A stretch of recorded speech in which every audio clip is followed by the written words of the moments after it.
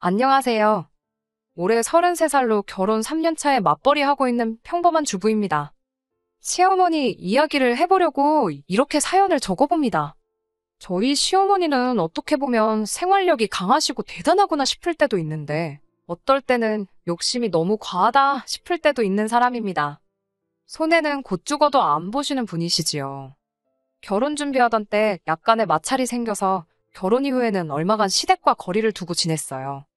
결혼 이야기 오고 가는 과정에서 시어머니가 결혼을 장사로 생각하셨던 건지 욕심을 참 많이 부리셨거든요. 그때 일로 감정이 상해 결혼이 파토가 날 뻔까지 했는데 남편의 중재로 어떻게 잘 해결되었어요. 하지만 그 덕에 시댁과는 멀어지게 되었네요. 저희 친정이 시댁과 비교했을 때 형편이 많이 넉넉한 편이에요. 그렇다고 해서 저희 집이 무슨 돈이 차고 넘치게 있을 정도로 부잣집은 아닙니다만, 그래도 어디 가서 아쉬운 소리 할 필요 없을 정도로 괜찮은 상황이에요. 일단 친정부모님 명의로 상가 하나랑 빌라 하나를 세를 주고 있는 게 있어요. 빌라에 대출금이 남아있긴 하지만 그거 말고는 친정부모님 앞으로 다른 대출은 따로 없고요. 두 분 노후 준비도 다 끝나 있는 상황이에요. 시댁의 경우 시어머니 혼자서 경기도 외곽의 은멸리 단위의 작은 동네에서 살고 계십니다. 시어머니 명의로 아파트를 가지고 계시긴 한데 그쪽이 재개발이나 신도시 개발하는 위치랑은 조금 거리가 있는 편이라 아파트가 돈이 되는 아파트는 아니에요. 게다가 아파트만 두고 봐도 지은 지 엄청 오래된 아파트예요. 6층짜리 저층에다가 엘리베이터도 없는 그런 아파트입니다. 시어머니는 재개발을 기대하고 있긴 한데 솔직히 그렇게 보이지는 않아요. 부동산에 대해서 잘 모르는 제가 봐도 위치적으로 보나 뭐로 보나 메리트가 전혀 없거든요. 그래도 신도시 계획 사업이 추진돼서 주변은 발전하고 있긴 한 것 같은데 시어머니 사는 집은 전혀 아니에요.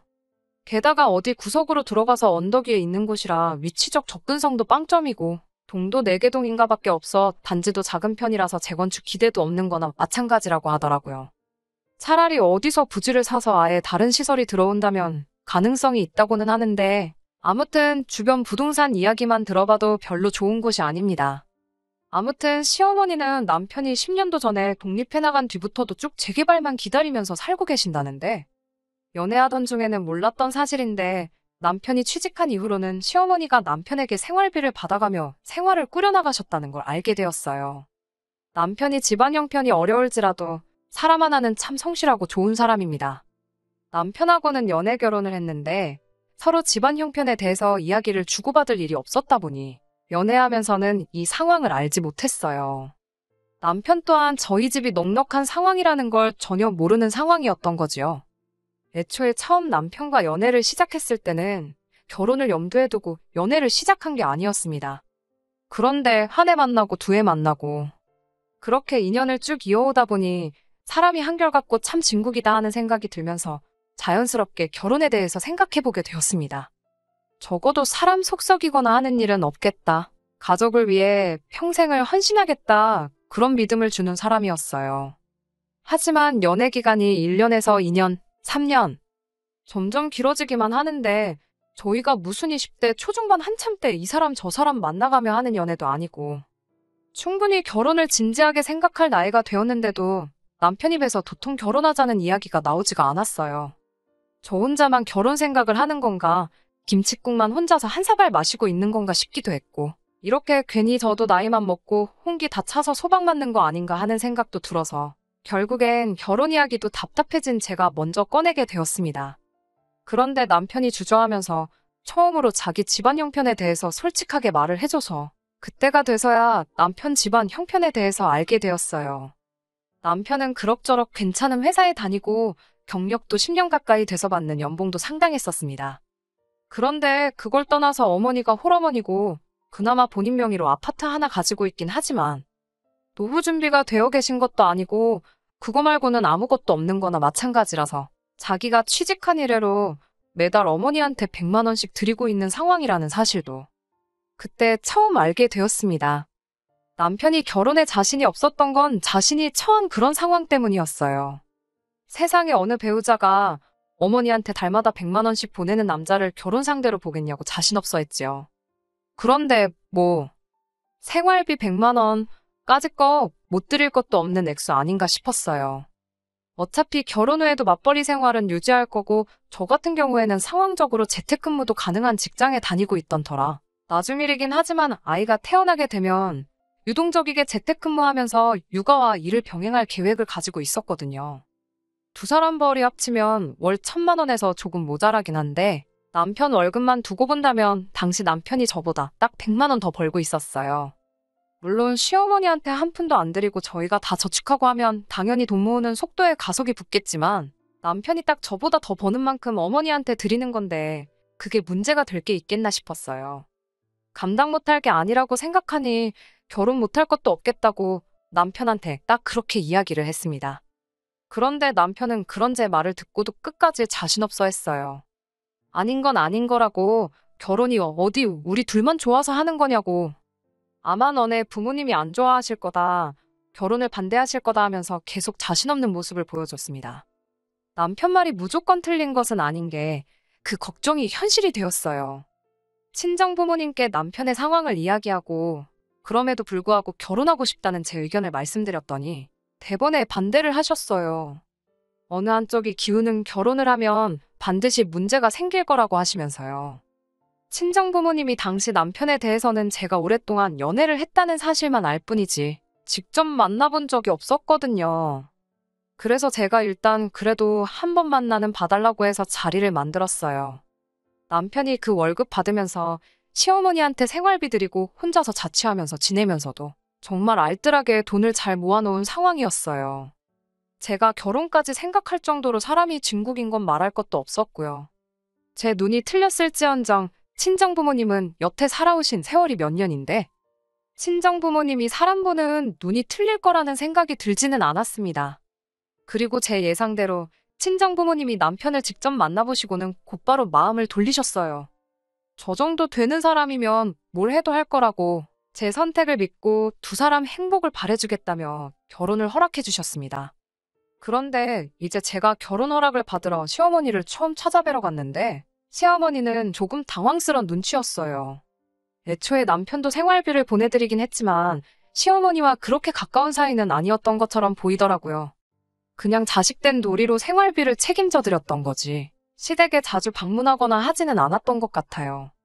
그랬던 아들이 갑자기 결혼한답시고 며느리 될 사람이라며 저를 소개시키니 시어머니도 그 순간에 여러 가지 생각이 오고 갔을 수 있다고 생각합니다. 결혼 허락받으러 간 자리였는데 시어머니는 결혼해라 마라 소리보다 당장 당신이 매달 남편에게서 받고 있던 생활비 이야기를 꺼내시더라고요. 시어머니도 어느 정도 생각은 하셨던 거지요. 당신이 받고 있는 그 생활비가 끊기면 당장 생활이 안 된다면서 그것부터 확실하게 짚고 넘어가려고 하시더라고요. 저야 이미 남편과 결혼에 대해 이야기하면서 계속 생활비를 보내드리기로 결정했던 상황이다 보니 길게 이야기할 것도 없었어요. 이미 끝난 이야기라고 시어머니한테 걱정하실 필요 없다고 대답을 했지요. 그런데 그게 오히려 독이 되어버린 겁니다. 시어머니가 생각했던 것보다 제가 호락호락 생활비를 계속 드리겠다고 나오니 욕심이 나기 시작하셨던 것 같아요. 양가의 결혼 허락을 받은 뒤에 상견례를 앞두고 시어머니한테서 연락을 하나 받게 되었습니다. 그동안 아들이 혼자 나가 살면서 고생하는 거 알고 그래서 부담스러울까봐 말을 안 해서 말인데 당장 아들 취직한 지가 10년도 더 넘었다고. 그때랑 비교하면 지금 물가도 많이 오른 거 알지 않느냐고 저한테 먼저 질문을 하시곤 사실 100만 원 보내주는 생활비로는 당장 사는 게 힘들었다는 이야기를 하시더라고요. 그리고 이제 결혼도 하니 이제 못해도 200만 원씩은 받는 게 좋겠다고 생활비 액수를 2배로 올려서 저한테 통보를 하셨어요. 그게 싫다면 결혼할 때 현금 해단으로 5천 정도를 해오라고 하더라고요. 일단 상의해보겠다 하고 전화를 끊긴 했는데 그걸 친정 부모님한테 말을 할 수는 없겠더라고요. 남편이 당시 돈을 잘 모아놓긴 했다지만 그거야 혼자서 자취하면서 어머니한테 생활비까지 보내드리는 상황인 걸 감안했을 때야 알뜰하게 모은 거지. 매달 100만 원씩이라도 10년이면 1억이 넘는 큰 돈이잖아요. 거기에 저도 여태껏 벌어놓은 돈을 물 쓰듯 펑펑 쓰면서 있던 것도 아니고 저도 열심히 잘 모아놓았다 보니 남편이 모아놓은 돈보다는 부족하긴 했지만 적당할 만큼의 저금은 저도 가지고 있었습니다.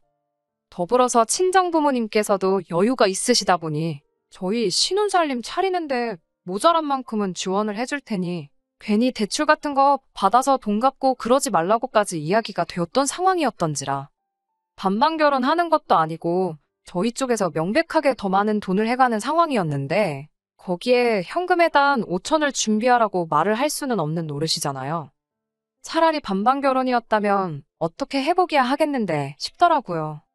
그리고 친정부모님도 형편이 한쪽으로 기운 결혼에 대해 부정적으로 생각했던 가장 큰 이유 중 하나가 그거였기 때문에 이 이야기를 꺼내면 큰일이 나겠구나 싶어서 난감했어요. 그런데 남편이 벌써 나서서 상황을 정리를 해버리더라고요. 시어머니한테 어머니 때문에 이 결혼이 잘못되면 매달 보내드리던 100만 원도 안 보내드리는 수가 있다고. 뭐 그런 식으로 이야기를 해서 시어머니가 아무 말도 못하게 상황을 정리했던 거예요.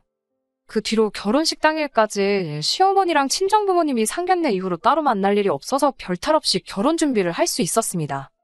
그런데 결혼식 날에 일이 터져버린 거예요. 시어머니가 친정부모님 앞대다 두고 예단 이야기를 직접 꺼낸 건 아닌데 신부 측, 그러니까 제 앞으로 들어온 축의금을 당신이 다 가져가면 어떻겠냐고 말도 안 되는 요구를 대놓고 하신 거예요.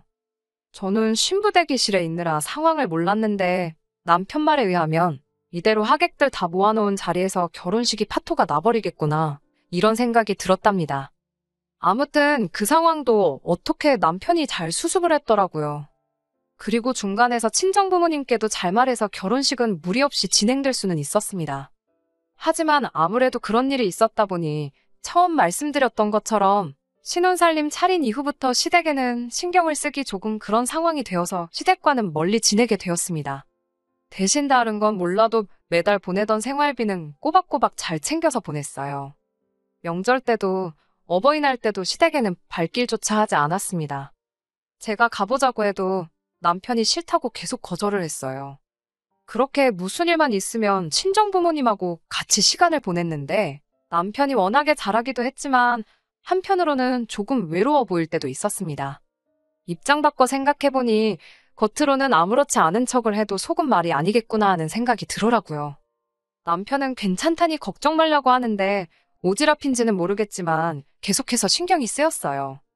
친정부모님도 매번 명절 때 대놓고 시댁 안 가고 친정에서 내내 시간 보내가 가는 저희를 보고 한마디를 하셨어요. 아무리 그런 일이 있었다고 해도 그러면 안 된다고, 이럴 때일수록 더 잘해야 한다고 조언을 해주시더라고요. 시어머니 상황도 이해할 수 있고 그때는 그랬지만 지금은 시간도 어느 정도 지났으니 괜찮다고. 돈 얼마 때문에 부모 자식 간에 연을 끊을 수가 있냐며 이젠 시댁도 챙기라고 하셔서 결국 반강제적으로 시댁과 다시 연을 이어가게 되었습니다. 남편은 부담스러워하긴 했지만 그래도 속은 한결 후련하겠구나 싶었어요. 매달 빠짐없이 돈을 보내긴 했지만 연락을 안 하고 지낸 게 괘씸해서 그랬나 결혼 후 1년이나 지나고 나서야 다시 상봉했는데 크게 관심을 갖지는 않으셨어요. 오히려 귀찮다는 분위기만 팍팍 내셨고요. 대신 다른 건 몰라도 명절 때랑 어버이날 그리고 생신 때 제가 따로 드리던 봉투가 있었는데 그때만큼은 엄청 좋아하셨던 기억이 있네요. 아무튼 그렇게 남편과 3년간 결혼 생활을 잘 이어오고 있었습니다.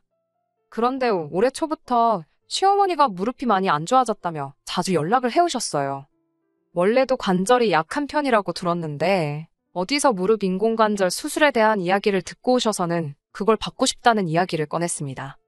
병원에 가서 상담을 받아봤는데 병원 쪽에서는 아직 시어머니 나이도 인공관절 수술을 받기에는 조금 이른 느낌이 있기도 하고 엑스레이랑 기타 검사 결과를 보면 아직 수술을 받아야 할 만큼 심각한 상황이 아니라는 소견을 말해주더라고요.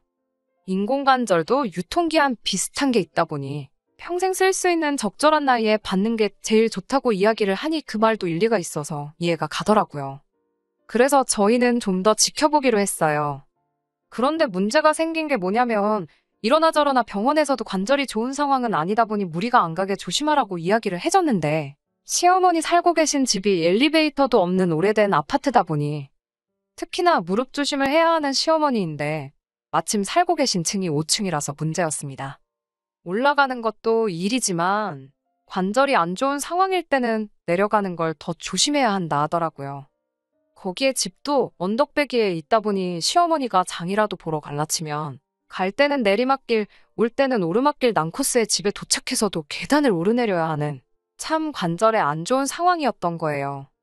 그렇다고 집에서만 계실 수도 없는 노릇이잖아요. 그래서 다른 방법이 있나 알아봐야 했습니다.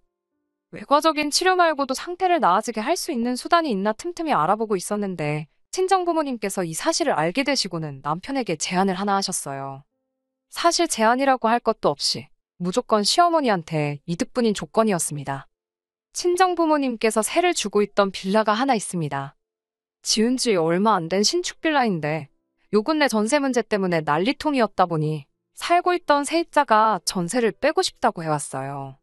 그래서 그 집이 비어버리게 되었는데 친정 부모님께서 세입자를 구하기보다 시어머니가 거기 와서 살면 딱 좋겠다는 제안을 해오신 거예요. 특히나 주변에 병원 시설도 잘 되어 있고 대중교통도 좋고 한편이다 보니 세입자를 구하려는데 사돈어른 생각이 딱 났다며 남편한테 말을 꺼내신 거예요. 시어머니 아파트 팔면 전세금 정도는 나올 텐데 당장 시어머니 집이 팔릴 집은 아니라서 보증금은 어떻게 해야 하나 싶었는데 친정 부모님께서 보증금도 나중에 집 팔리고 나서 주셔도 된다는 파격적인 조건까지 내거셨어요. 남편도 친정 부모님 배려의 눈물까지 슬쩍 보이더라고요. 그리고 이 좋은 소식을 전하러 당장 시댁에 찾아갔지요. 그런데 시어머니는 시큰둥한 표정으로 그게 뭔 제안이냐며 곧바로 거절을 하시더군요. 다른 이유가 있다면 이해라도 해보겠는데 이어진 시어머니 말에 남편도 저도 두 손 두 발 다 들어버리고 말았습니다. 시어머니는 아파트에서 빌라로 이사가는 사람이 어디 있냐며? 뭐하러 수준을 낮춰서 살아야 되냐고. 당신은 평생 아파트에서 살아왔기 때문에 다른 데서는 못 산다고 어깃장을 부리는 겁니다. 아파트도 아파트 나름이지 엘리베이터도 없는데 계단 오르내리는 거 생각하면 빌라나 아파트나 뭐가 다른가 싶었어요. 심지어 그 빌라는 층도 1층이었거든요. 시어머니는 끝까지 빌라가 1층이면 서울이면 반지 하나 다름없는 거라고 하면서 더더욱 싫다고 고집을 부리기 시작했고요. 계속 아파트랑 빌라랑 어딜 비교하냐며 어깃장을 부리는데 저랑 남편은 도무지 그런 시어머니를 이해할 수 없었지요. 그런데 그렇게 말하는 이유가 따로 있더라고요. 시어머니는 그럴 게 아니고 저희 집에 방 한 칸을 비워놓으라는 겁니다. 이제 당신도 나이가 있으니 남들 다 받는 며느리 효도 좀 받으면서 편하게 노후를 즐겨야겠다고 대놓고 합가요구를 하는 거예요. 친정부모님 호의에 대해 시어머니가 감사해야 하는 것까진 바라지도 않았습니다. 그런데 고작 한다는 소리가 친정부모님 신보가 이상하다는 소리까지 하더군요. 괜히 저희 부모님이 시어머니한테 신세 지는 기분 만들게 하려고 그러는 거라고. 친정부모님 집에 들어가 살면 저희 부모님이 시어머니한테 갑질을 해도 세입자니까 참아야 하는 거 아니냐십니다. 그럴 게 아니고 저보고 이참에 시어머니 모시고 살면서 시어머니 어려운 줄 알고 우러러볼 줄도 알아야 한다며 합가를 하겠다고 하는 거예요. 그리고 남편한테는 그동안 처가에 눈치 보여서 어떻게 살았냐고 우리 아들 불쌍하다고 하시면서 이젠 엄마랑 같이 살자고. 그러면 시어머니 살고 있는 이 아파트 팔아서 남편 앞으로 다 물려주겠다고 하시더라고요. 시어머니는 집을 물려줄 거니 무조건 나쁜 조건이 아니라는데 이야기 듣던 남편이 시어머니를 향해서 빽 소리를 지르더라고요. 어머니는 왜 그렇게 욕심이 끝이 없냐고.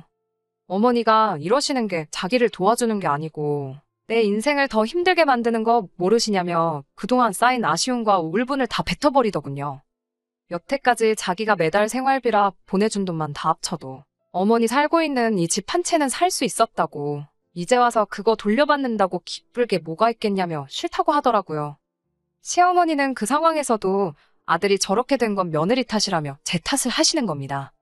없는 집 자식이라고 돈 좀 있다고 얼마나 눈칫밥을 먹이고 살았으면 이런 소리를 하냐며 우리 아들 기죽고 사는 꼴은 못 보겠다고 당장이라도 이혼하라고 하시는데 남편이 저랑 이혼할 바에 어머니랑 연을 끊겠다고 큰 소리치고 빌라도 그냥 없던 일로 물을 테니 그러신 줄 알라 말하고 시댁에서 뛰쳐나왔습니다. 시어머니한테서 다시 연락이 온 건 그날로부터 2주가 더 지나서입니다.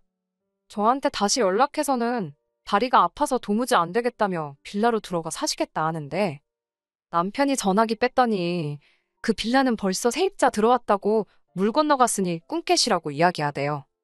2주 사이에 세입자가 구해진 건 아니에요. 친정부모님이 그렇게 하라고 했다고 당장 세입자 구하실 분들도 아니고요. 마침 또 전세대란에 이런저런 악재가 터져서 세입자 구하기도 시간이 좀 걸릴 것 같다 하시더라고요. 그래서 아직도 그 빌라는 빈집인 상황입니다. 남편에게 빈집인 거 알면서 말을 그렇게 하느냐 했더니 남편은 시어머니한테 앞으로 더 뭐 해드리고 싶은 마음이 없다고 딱 선을 긋더군요. 친정부모님께서는 남편에게 언제든지 마음이 바뀌거든 말해달라고 하긴 하셨는데, 그래도 그 집을 영영 빈집으로 둘 수는 없으니 친한 부동산들에 연락해서 일단 전세 매물로 올려놓긴 하신 것 같더라고요. 결국 이렇게 시어머니가 남편 마음 못 돌리고 있으면 그 빌라 이야기는 없던 일이 되어버리고 말 것입니다. 시어머니, 괜히 며느리한테 효도받는 욕심 부리시다가 잘 받고 있던 아들 효도가 날아가 버리게 생겼네요. 남편이 저렇게 단호한 와중에 제가 나서서 이 상황을 해결해 볼 생각은 없는 것 같아요. 애초에 그렇게 할 필요도 못 느끼겠고요. 그냥 남편이 혼자 고민해보고 어떻게 할지 마음이 정해지면 그때가 돼서 남편이 하자는 대로 할 생각입니다. 괜히 제가 오지랖 부려서 나선다고 상황이 더 나아질 것처럼 보이지는 않네요. 끝까지 들어주셔서 감사합니다. 오늘의 사연은 여기까지입니다. 구독과 좋아요, 알람 설정 부탁드리고 더 좋은 사연으로 다시 찾아뵙겠습니다. 감사합니다.